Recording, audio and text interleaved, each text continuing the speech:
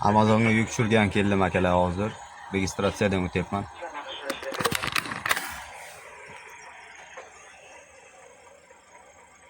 Opamiz registratsiyadan o'tkazsalar. Undan keyin yo'limizni davom etamiz. Fransiyada mana hozir akalar. Voy, xira bo'lib qoldi bu. Ha, endi tiniqlashdi. Menga 300-parkingga borib tur dedi. Endi 300-parking qayerda bo'lsa, hozir izlab topib olamiz. Orqasidan o'tib ketay.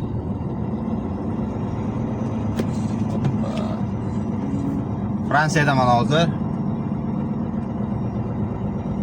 Parij yon atrofida turibman.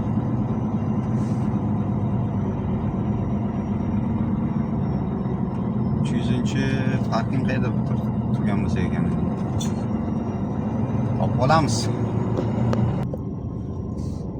Video ozgina uzun bo'lishi mumkin. Chunki yuk tushirganimcha ancha vaqt ketadi. Chunki Amazon territoriyasi katta.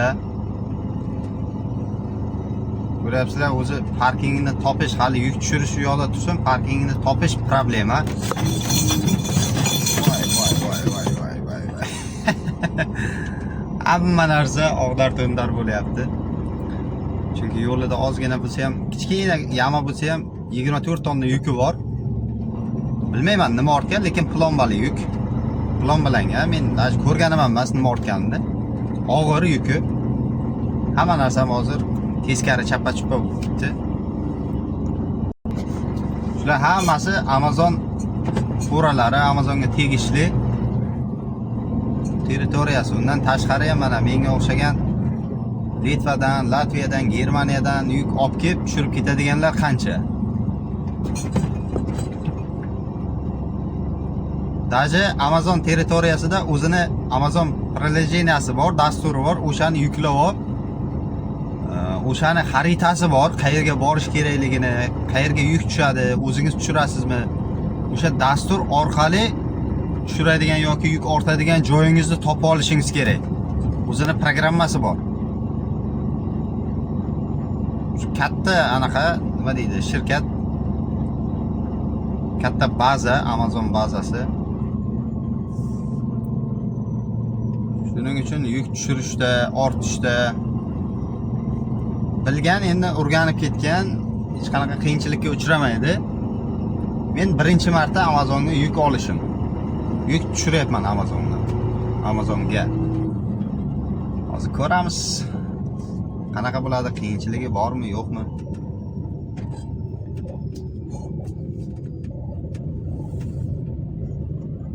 O'ngga, chapga, qayerga? 308, 309, 310, demak, o'ng tarafga ekan 300. 306, 305, 302, 301, 300 mana. 300-parking deganda mana yozib qo'yibdi. Ko'ryapsizlarmi? Shu yerga qo'yaman endi mashinani. O'zlari kelsa kerak.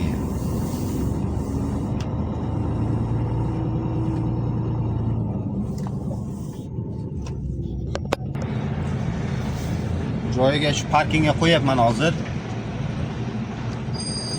Parking qo'ygandan keyin o'zini ofisiga boraman-da, hujjatlarni berib, menimcha o'zlari tushirib oladi. Men tushirmayman yukni.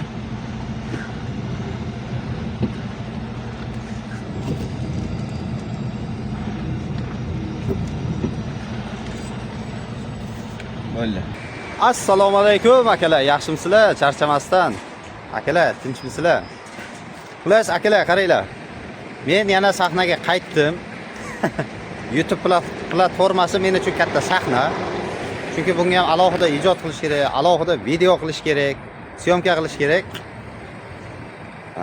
Bir hafta 10 kun, deyarli 2 haftadan beri video qo'ymayotgandim. Bugun yana qaytdim. Chunki yangi ish boshladim, bilasizlar, liniyani ham o'zgartirdim. Xullas, men ishni yana boshladim. Yana video qo'yishni boshladim. Yaxshiroq kontent, ma'lumotli kontent, qiziqarli kontent qo'yishga harakat qilaman bundan keyin. Shunday ekan, hozir men Amazonga keldim, yuk tushirgani keldim. Erta saharlabdan Fransiyadaman, Parij shahridan, ya'ni 100 kilometr atrofidaman. 100 kilometr yetmasdan Amazon bazasidaman xullas. Shu yerga yuk tushirgani keldim, Germaniyadan ortgan edim. Mana shu mashinani qabul qilganman. Oldingi videoda ko'rgan bo'lsanglar, bazaga borib yangi fura qabul qilishim kerak edi. Mana shu mashinani qabul qildim. Videosini ham qo'yganman. U videosini qo'ygan mashinam birga bir xuddi mana shunday, sostenasi ham, ichi ham, ko'rinishi ham hammasi bir xil. Faqat boshqa tegash bergan, prinsip o'sha. Prinsip o'sha, faqat oynasi yorilib qoldi uni. Pechkasini yoqib bir kun yotgan edim, oynasida laboyda yoriq paydo bo'ldi. Yoriq paydo bo'lib, Yevropada yurish, ayniqsa Shvetsariyada juda katta ish tarafi o'zlari alishtiradi. Laboy qimmatga tushadi. Shuning uchun u mashinani olib qoldi bazaga, buni berdi. Hozir Amazonga yuk tushirgan kelganman, 300 parkingni menga bergandi, mana. 300 parkingga borib turasan degandi. Shu yerga keldim, endi bu yerda nima qilishim kerak? Bu yerga mana bu ofisi bor ekan, ofisiga borib hozir hujjatlarni beraman. Qaysi rampaga borib turishimni yokida o'zlari prinsipni aytsam, o'zlari olib borib tushirib yana qo'yib qo'yadi. Bilmadim nima qiladi, qanaqa tushirish jarayoni bo'ladi. Buni hozir sizlar bilan birgalikda ko'ramiz, xudo xohlasa. Kuzatib boringlar, Amazon, kim bilmasa, Amazon faqat Amerikada emas, Yevropada ham juda ko'p bazalari bor. Katta territoriya, Amazon territoriyasi. Ko'rib turganlaringni aylanib keldik, hozir videoda ko'rdinglar. Hozir birgalikda sizlar bilan borib hujjatlarni topshiramiz. Avval mashinani quflaymiz. Pulti ham Mers, qaranglar. Oddiy kalit emas. Bu yerda kutib turish joyi ham bor ekan. Choy, kofe ichib turish uchun. Bu yerda hamma kutib turibdi mana. Ko'ramiz, mana bu yerda dispetchim bor ekan, shu yerga kelamiz. Hujjatni shu yerga ko'rsatamiz shekilli. Xullas, mashinaning kalitini olib qoldi akamiz. Hujjatni menga berdi, shu yerda kutib tur dedi. Shu yerda kutib turamiz endi. Bilmadim, o'zlari olib borib tushirib keyin bo'ldi desa kerak edi. Shu yerda kutib turamiz. Smerda qaytarib berdi o'zimga. Kofe ichib turamiz. Kofe apparat qilib qo'yibdi, mana besplatni. Bilmayman nomini nima deb. Bitta ekspressoni tushundim, lekin mana buni bosdim. Tarjima qilib ko'rish kerak. Telefonim band uchun tarjima qilganim emas. Tayyor bo'ldi. O'qiramiz, qanaqa kofe tayyorlab berdi menga. O, shikolatli ekan-ku bu.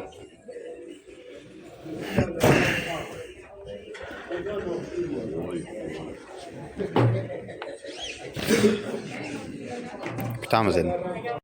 Agar kimnidir navbati kelsa, mana bu yerda qog'oz plakat ko'tarib, shu mashina senikimi, mana shu rampada deb mana ko'rsatar ekan. Kimdir navbati kelsa, mana bu yerdan kalitni berar ekanda, o'sha rampaga borib turar ekan mana. Mana shuni izlayapti. Shu mashina senikimi deb. Meniki chiqsa 300-rampa. 300-rampa, mana shu mashina sen nomeringmi deydi. Keyin rampa nomerini bersa, o'sha rampaga borib yuk tushirar ekanmiz xullas. Ko'ramiz biz navbat qachon keladi. Kastimning ustidan jilet kiyib olishga nechi? Endi iloji yo'q, jilet kiyish kerak. Ko'rdinglar, hamma jilet kiyib olgan. Yuk tushirishda ortida jilet, aderbatinka обязательно kiyib olish kerak. Bu o'zingizning xavfsizligingiz uchun. Ular qat'iy rioya qiladi. Ayniqsa Germaniya so'raydi. Даже aderbatinka, jiletingiz bo'lmasa, yukni ortmaydi ham, tushirmaydi ham. Sizlar uchun bitta ma'lumot. Kutaverib charchab ketdim. Soat 7 da kelganim bor-ku, 8:47 bo'ldi. 1,5 soat bo'ldi, qarib 2 soat bo'lyapti. Soat 7 da yozgan edi mana. 7 da keldim. Ro'yxatdan o'tdim, kalitni oldi. Qachon beradi bular? Men kelganimdan qop qorong'i edi hamma joy. Yo'l arang ko'rinyapti. Hozir quyoshlar chiqib ketib, abitga yaqinlashyapti. Qachon загрузка qilaman, qachon загрузкаga boraman. Загрузка ham bergan. Hozir telefon qilib so'radi. Qachongacha kutayotganing? So'rab ko'r dedi. So'rasam o'zimiz aytamiz. Hali kutib tur dedi. Turibman kutib endi. Mana bu bizning mashina mana.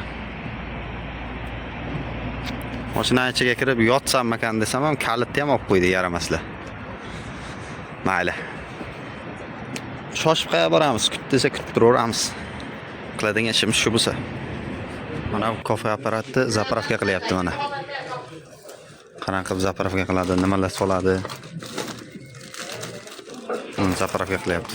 Ichida har xil bor.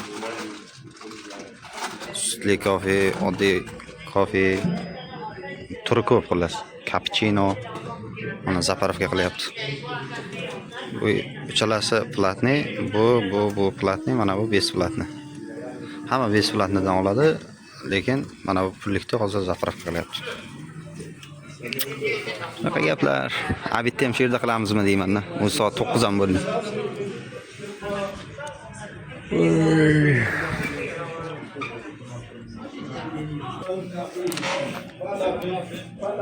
Razi. I'm sorry. I'm sorry, colleague. It's my 2 o'clock o'zi kutib turibman. Okay. So'rab ko'r.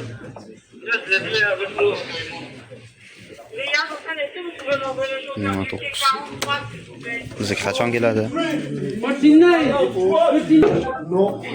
Boss.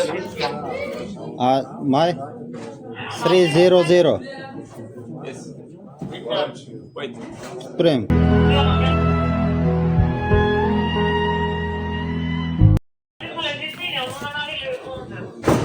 Ko'rdinglar, kutib tur deyapti. O'zi 2 soat bo'lib kutib turganimga bor. Agar kanalda yangi bo'lsangiz, kanalga obuna bo'lib qo'ying. Buning davomini ertangi videoda qo'yib boraman. Bundan keyin 4 kun 5 kundan video qo'yilmaydi. Har kuni bir xil vaqtda video qo'yilib boriladi. Kuzatishda davom eting. Like-chani tirs etib bosib, o'zingizning fikringizni yozib qo'yish esingizdan chiqmasin. Charchamanglar.